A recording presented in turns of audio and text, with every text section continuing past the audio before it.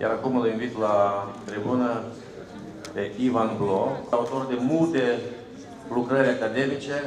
Alors, je voudrais d'abord remercier la Moldavie, son président, l'Université populaire et le mouvement eurasiste qui nous reçoivent sur ce thème si important. Le capitalisme financier actuel est une variante d'un système métaphysique qui domine le monde aujourd'hui et qui a en fait comme ambition de remplacer notre civilisation chrétienne. Ce système a été nommé le Gestell, c'est-à-dire la dictature autoritaire de l'utilitarisme, par le philosophe Heidegger, lui-même inspiré par Aristote. Vous savez qu'Aristote expliquait que la vie de l'homme se faisait dans un monde structuré par 4 causes. La cause matérielle, qu'on pourrait ramener à l'économie et la technique, la cause formelle, la morale, le droit, la cause efficiente, c'est les hommes et leur culture, et la cause finale, la transcendance et le divin. Dans notre monde traditionnel dont nous sommes issus, c'est un monde où Dieu est la cause finale. On approche le Dieu en combattant le mal, d'une part, et en exerçant la charité, qui peut aller jusqu'au sacrifice de soi. Toutes sortes de choses qui ne sont pas au centre des préoccupations modernes actuelles. L'homme religieux, mais aussi le soldat, le guerrier répondent parfaitement à cette définition. Le droit et la morale dépendent alors du sens de l'honneur. L'homme est lui-même une grande valeur puisqu'il est l'image de Dieu et il cultive ses valeurs créatrices. Doté d'une mission, il a une tenue physique et morale qui le rendra capable d'accomplir des exploits. Et le socle sur lequel l'homme bâtit son existence est la famille et bien sûr l'activité économique qui est liée et qui la nourrit. Le monde moderne d'aujourd'hui est très différent de ce modèle traditionnel. Dieu a été remplacé par la culture de l'ego et des caprices de cet ego. La traduction politique de ce culte de l'ego, c'est ce qu'on appelle la religion des droits de l'homme. Comme ces droits de l'homme ne sont pas fondés sur une transcendance au-dessus de l'homme, ils peuvent justifier des actes criminels comme l'avortement. La procédure juridique permet d'innocenter toutes sortes de délinquants et de trafiquants.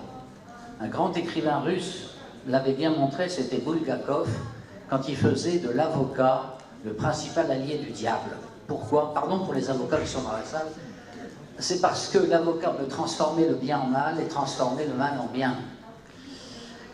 Et je donnerai un exemple qui nous a beaucoup choqué en France, c'est la Cour européenne des droits de l'homme qui a condamné notre pays à payer de grosses indemnités à des pirates de Somalie qui attaquaient les bateaux. Ces pirates avaient été capturés par la marine de guerre française, mais ils n'ont pas été présentés devant un juge dans les délais prévus par la Charte des droits de l'homme, c'est-à-dire 48 heures. En général, on n'a pas un juge sur un bateau de guerre, évidemment. Donc la France a été condamnée et on a obligé le contribuable français à donner une somme de 6 000 € pour chaque pirate comme dédommagement. Donc des pirates qui étaient prêts à voler et à tuer ont reçu de l'argent de l'État au nom des droits de l'homme. D'ailleurs, la valeur suprême aujourd'hui n'est plus le sens de l'honneur, mais c'est plutôt l'argent. La finance est alors toute puissante. En France, les banques peuvent confisquer une certaine somme d'argent aux déposants pendant un certain temps, sous le moindre prétexte, car les lois ont été rédigées en ce sens. La discrimination par l'origine, par la religion, par le sexe, par la nationalité est strictement interdite, mais par contre, la discrimination par l'argent est admise et même encouragée. Si demain vous voulez créer un club qui serait réservé uniquement aux hommes, on vous accusera d'être sexiste. Si vous créez un club réservé aux nationaux, on vous condamnera aussi. Si vous réservez un club à des chrétiens, les critiques vont pleuvoir, même parfois judiciaires. Mais si vous créez un club dont la seule condition d'admission est de gagner 1 million par mois, personne ne vous reprochera quoi que ce soit. Et dans cette mentalité où l'argent domine, il ne faut pas s'étonner de voir la croissance de la criminalité crapuleuse. Le nombre de crimes et de délits en France est passé d'1,5 million en 1968 à 4,5 millions en 2016. Par exemple, le trafic de drogue, le passage des migrants sont de grandes sources de profit et les punitions sont faibles. C'est même encore pire que cela, si je puis dire, puisque j'ai été moi-même dans la police française pendant des années et je peux vous dire que les gouverneurs des provinces reçoivent la directive de ne pas s'attaquer aux trafiquants de drogue parce qu'ils soutiennent l'économie des banlieues. Et que s'il n'y avait pas le trafic en drogue, eh bien, on aurait les émeutes. Et les émeutes, ça fait mauvais esprit sur la télévision, et donc on préfère maintenir ce trafic et ne pas avoir d'émeutes. La personnalité humaine, évidemment, dans un tel système utilitariste, est plutôt une gêne. L'homme doit être la meilleure des matières premières, comme dit Heidegger. Pour cela, il faut qu'elle soit aussi mobile que des boulets de charbon. Il ne faut pas qu'elle ait la moindre racine, l'appartenance à une nation, à une religion, à une morale traditionnelle. Tout cela peut faire obstacle à la volonté de profit sans aucune limite. Il faut que l'homme cosmopolite soit noyé dans la masse la plus conformiste possible, en suivant les modes promus par les masses médias. C'est pourquoi ce système utilitariste, matérialiste et individualiste, centré sur l'ego personnel, est en réalité profondément anti-humain. Il s'attaque à la personne intégrale, pour reprendre l'expression d'Alexandre Dugin.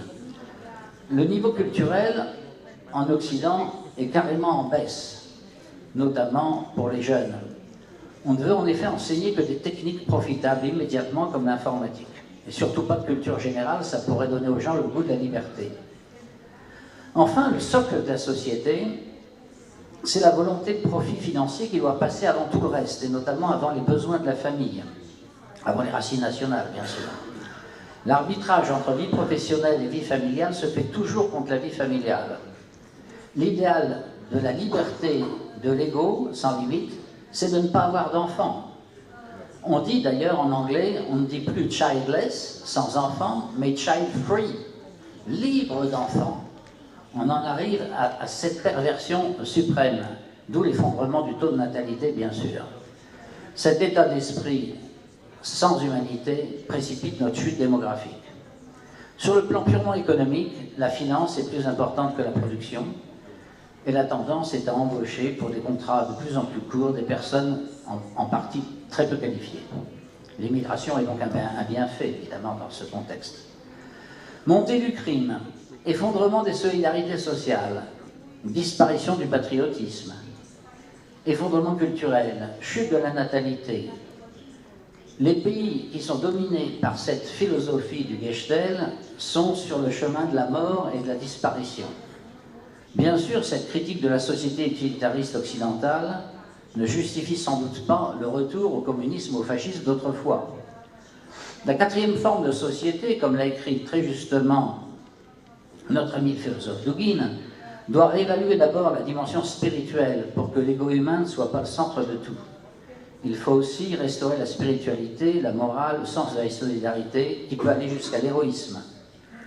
L'héroïsme autrefois était enseigné aux enfants dans les écoles, en France en tout cas au moins jusqu'à 1914, c'est fini.